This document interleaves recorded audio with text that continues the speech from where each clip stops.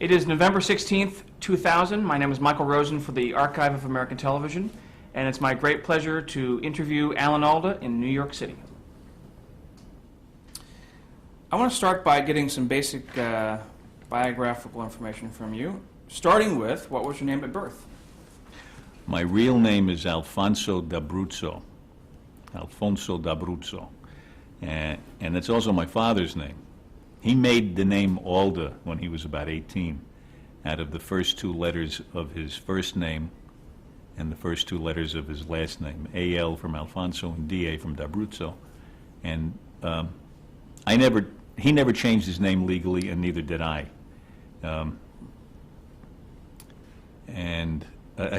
Although I use my name, I use the name Alda for everything except voting. I wanted to make sure when the first time I registered that my vote counted. I was afraid if I used a name that wasn't legally mine, it wouldn't be a legal vote. But now my trouble is now every time I sign my name to register, to re-register or to sign the ballot, I can't remember how I signed it. I can't remember how I made the D. So I'm going to start just using Alda. But I use it for everything. And since he had named me Alfonso to begin with, I took his advice when I was about 16 and took the name Alan, A-L-A-N. I never particularly liked Alan, but he chose it, and I figured he had the right to choose it, so I let him pick it. Did you have any nicknames growing up? They called me Allie as a boy, and my wife still calls me Fonzie sometimes, which is an Italian nickname for Alphonse. When were you born? January 28, 1936. And where was that? Where? In New York, about 32nd Street and 2nd Avenue, something like that. Did you grow up in New York? I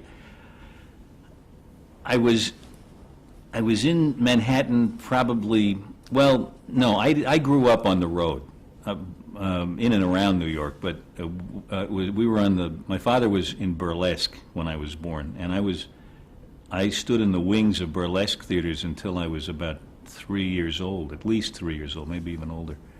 And it was on what was called the Eastern Wheel, and that Eastern Wheel went from, I think it went from around Delaware up through Toronto and over to somewhere in Ohio. And there were a whole bunch of theaters that the actors and the comics, and the straight men and dancers and strippers, they would all go by train. And my earliest memories are waking up on trains pulling into Philadelphia and Toronto and playing with the police in the alley outside the theater. I have pictures of myself dressed up as a policeman in a little policeman suit, playing with the cops, sitting on the cop's horse in the alley outside the theater.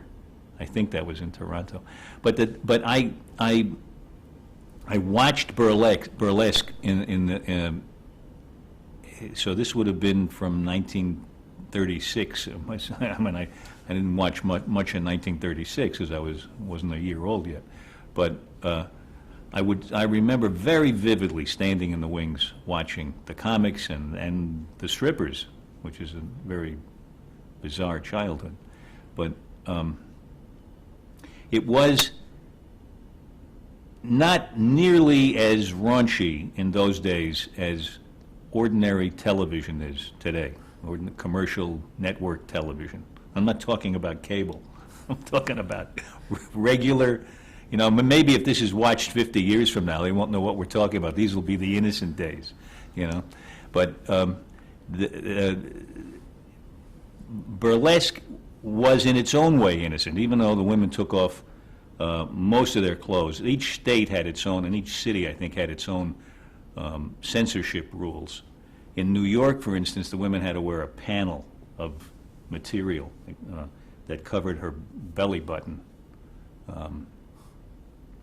And they had to wear pasties, little things over their nipples, so you couldn't see that. But in other towns, they could be practically totally naked. and often the dancing was erotic. There's no, the intention was clear. It was intended to be naughty, and yet husbands and wives would come they would come to the burlesque shows together. Vaudeville was a whole other thing. Vaudeville was a family entertainment, and there were more variety acts. There was no stripping. There was no. I'm not even sure that they had a chorus line in vaudeville. It was a series of individual acts. So if somebody danced, it was a dance act. Sometimes there'd be 6 or 7 people in the dance act.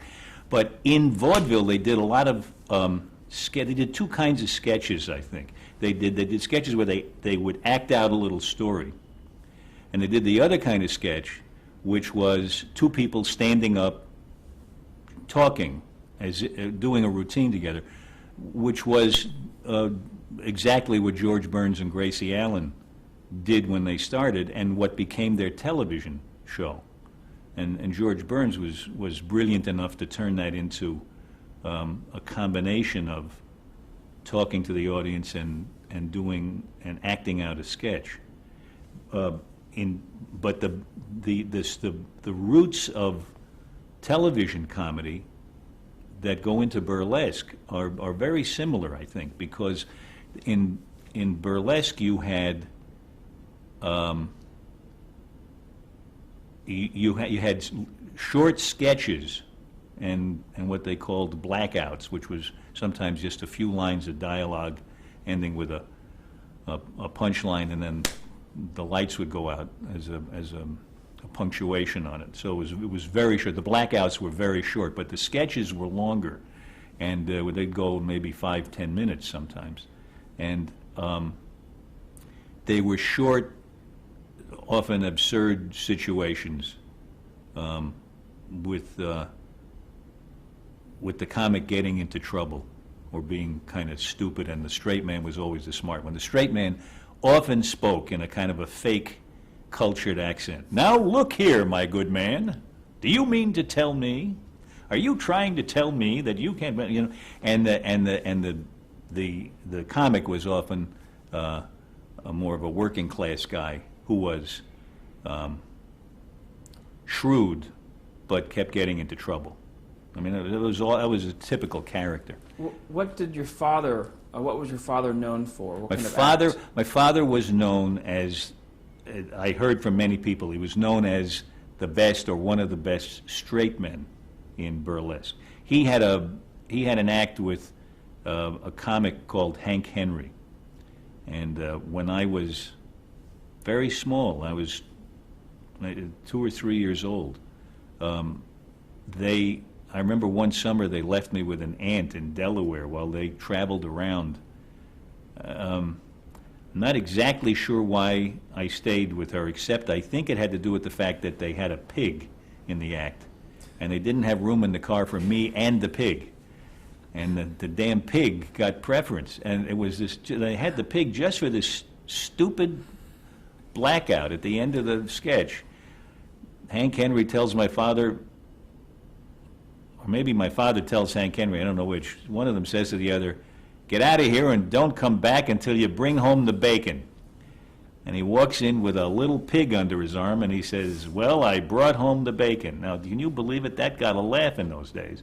And it got a good enough laugh to make me stay with my Aunt Ella in Delaware. I've hated pigs ever since. So you enjoyed traveling? I enjoyed standing in the wings watching the women take their clothes off, I'll tell you that. And it must have sparked your imagination. It certainly did. Burlesque, I mean. Does to this day. What was your question? I mean, was that, do you feel that the beginning of your creativity, of the imagination? I mean, certainly all children... I'll tell you what the connection was. It's interesting.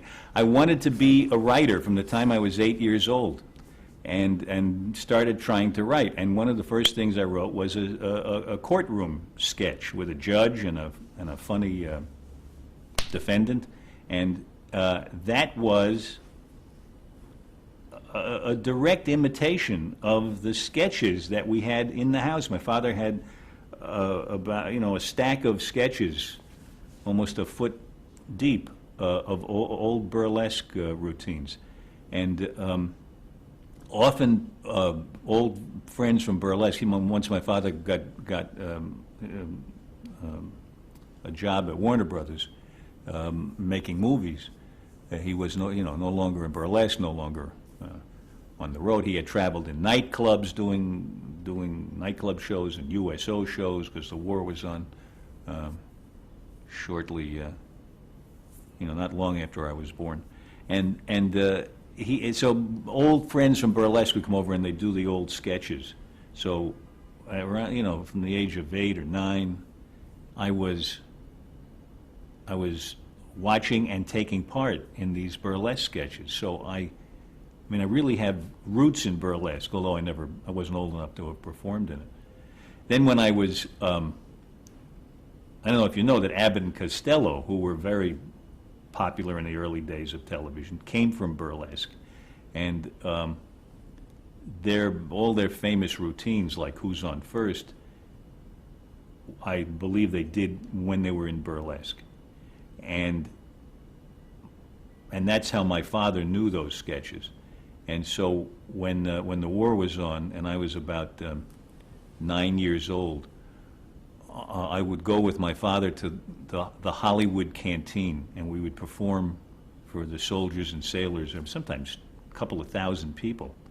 And that was the first time I would perform in public.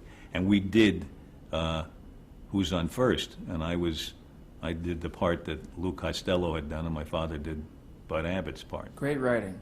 Yeah, well, it's a classic sketch. It's a classic joke. The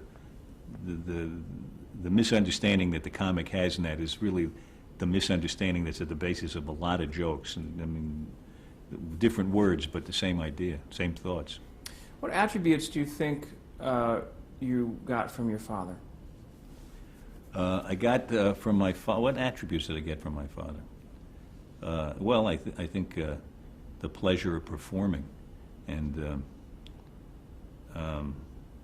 there's some things I wish I got more of from my father. My father was a very kind person, very gentle. He never insisted. Well, he was a little controlling. I got that from him, but he was very, very gentle with people. And I found that when I went to the Abruzzo region in Italy, which we're named after, everybody there was like that. Guy ran a hotel, said, "Oh, that's okay. If you don't have the money, pay me. Send me a check." Never heard of that. Never run into that anyplace else in the world. I didn't have credit. I didn't have a. He didn't take credit cards, and I didn't have a checkbook. Traveler's checks. Anyway, that's not the history of television. It probably is the history of television. What was your mother's name? My mother's name was Joan Brown, and she was Irish. My father was Italian, and she was not in show business. She had won a beauty contest when she was, but just shortly, I think, before they married, and she toured in some vaudeville show that they did very weird things in vaudeville. Like it was an act to take around a bunch of beauty contest winners, and then they come out and parade around. So there was, I guess, a little bit. It wasn't nudity, but there was a little bit of pulchritude that they would put on display in vaudeville shows. Apparently, there was a show called Fanchon and Marco's something beauty parade or something. I don't know. So she was a performer as well? No, she just got put in a bathing suit. I don't think that's performing. What else? What did she do besides that? Was she a housewife? Yeah, she was a homemaker. Right. Yeah. What kind of hobbies did you do? Besides traveling around and watching, and then you said at 8 started to write. What other things interested you? Did you read a lot? Yeah, I read a lot, and I really did write a lot. I really wanted to be a writer, and when I was about 11, we had a mimeograph machine. That's already an antique, and an antique word. What is that? It's you must be kidding. And a mimeograph machine is a machine to make copies with. And I wrote a newspaper and delivered it on horseback. We lived in a kind of rural area then, and I stuck it in people's mailboxes. And I guess it was good because people thought that it was a real thing. They didn't know that a kid had made it. I achieved that partly by stealing material from other sources. But it was 11. You know, you can't put me in jail for that. I don't steal anymore. And I made movies when I was 11. About 11, I started making. I had a Bell and Howell 16 millimeter camera, hand wound camera, and I would make movies. I didn't have any editing equipment, so I would edit it. I would cut it in the camera. I would shoot a shot from this angle, and I'd shoot a shot from the other angle, and hope that they were the right length, and that they would all, you know, make a movie. But they were all sort of in imitation of Chaplin and westerns that I had seen. I only had one horse, so I had to hold up a 1940 Plymouth with my horse. I couldn't go after another guy on a horse, so I had to go after somebody in a Plymouth. So you would write, and then you would direct and act, or Yes, would you yes. Well, yes, get neighborhood kids to perform in it, or? and mostly people in my family, and also a very confused cook we had. She kept showing up in these westerns.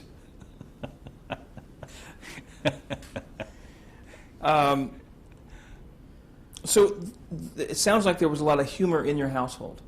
On an Oh, a everyday lot of basis. laughing in my house. Yeah, yeah. I mean, first of all, there were actual comedians who come over and do sketches, and we had one of the early machines that would make recordings. It would actually have a stylus that cut a groove in a disc, and all this hair would come off the disc, you know, plastic hair, and then you'd have a disc you could play.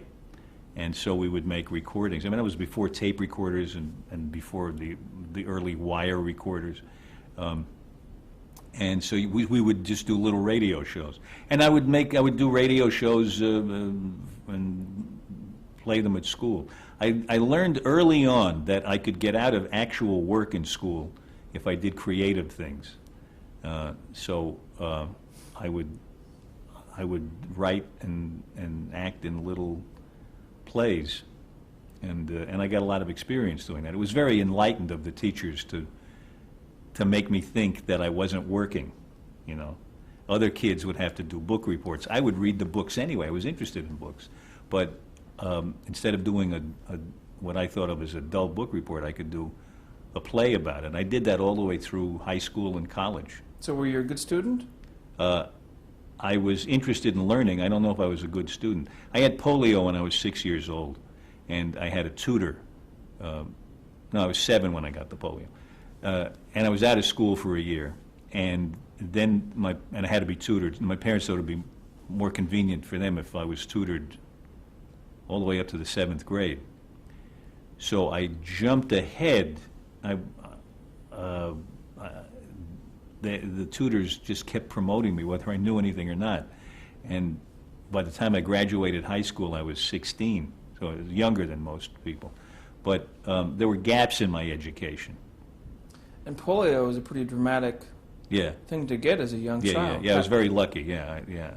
But you asked me what I was interested in. I was interested in reading. We had books in our living room that were there because they were leather bound and looked nice. And it turned out they were the Congressional Record.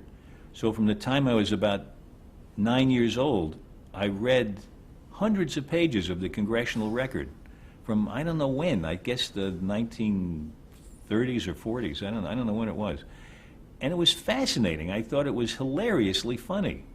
These people said the worst things to each other, and in the most fancy language, you know. And they were really.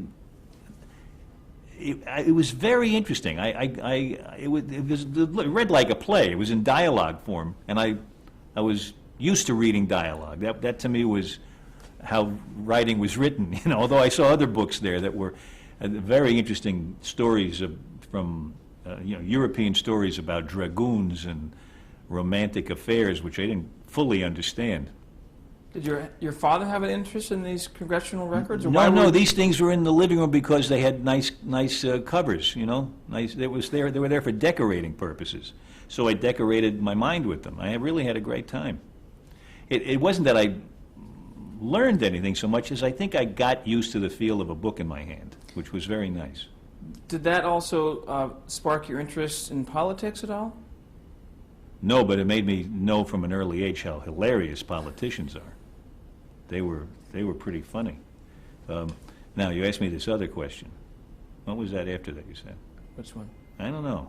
Didn't have to do with this. I went back. I mentioned the polio being polio, pretty dramatic. Yeah, well, I'm lucky. I could have been dead or paralyzed. And that, obviously, that's a disease that has been since cured.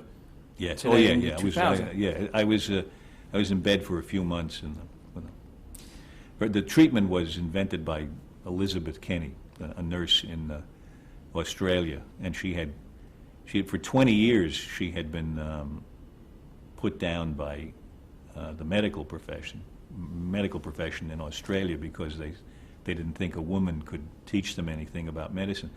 And she had discovered a treatment for polio that was exactly opposite to what the doctors were using at the time.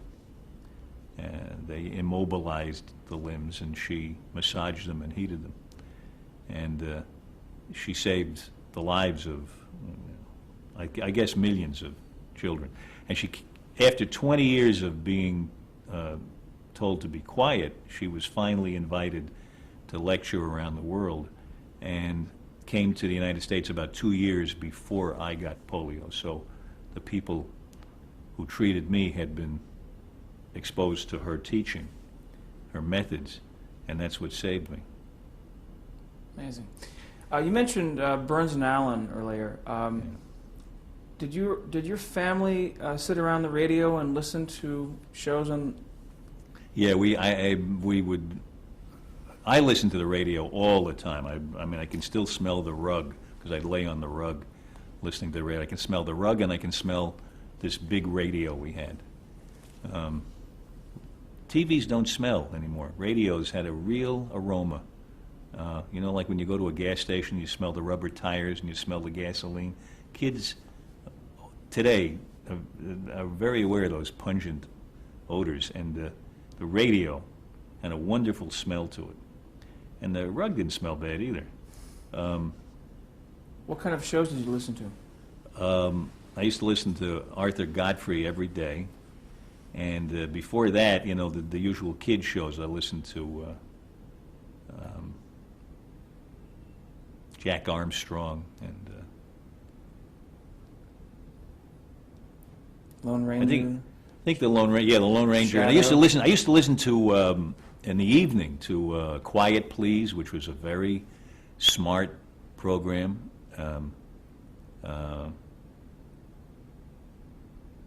I used to love the inventiveness of it.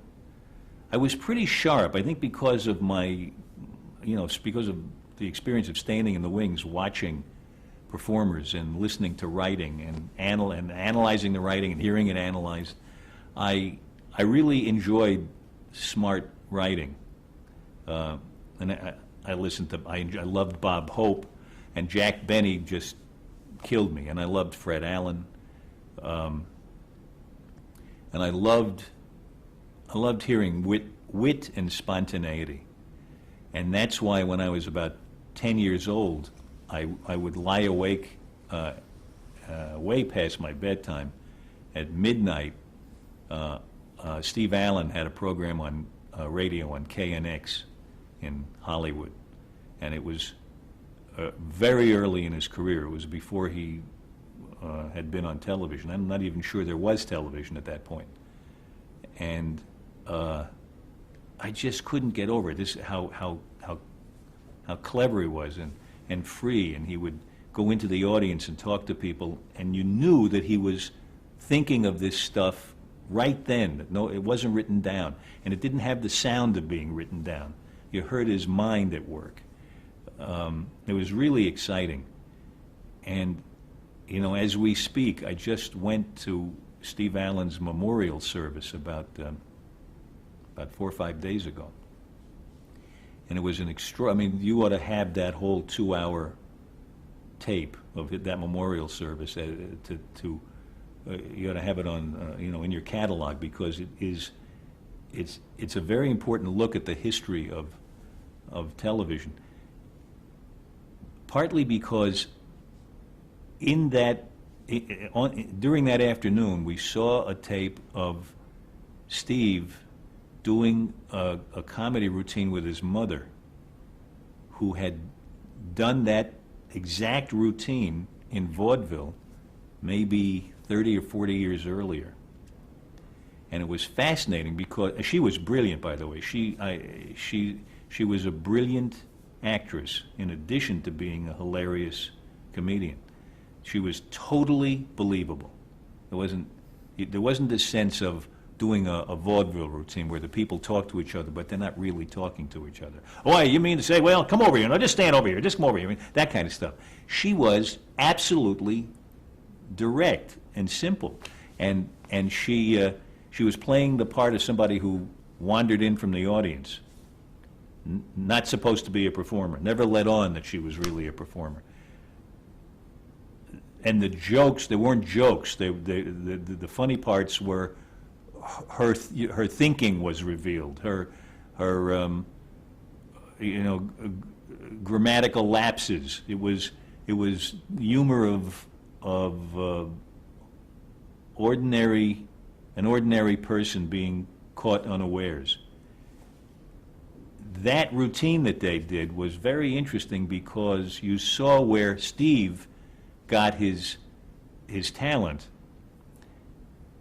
and in addition to that, you saw that the great sketches that he did on his television shows, the Man in the Street sketches, where he was talking to ordinary people in the street, that was his mother's routine. She was an ordinary person from the audience, and the man in the street was an ordinary person in the street. And as wonderful as those actors were, who did the Man in the Street sketches with Steve Allen, she topped them all because she was so real. I mean, she was hilarious because she was believable, and that was an interesting example to me of how vaudeville grew into television. The similar characters. I'll stop you there and change tapes.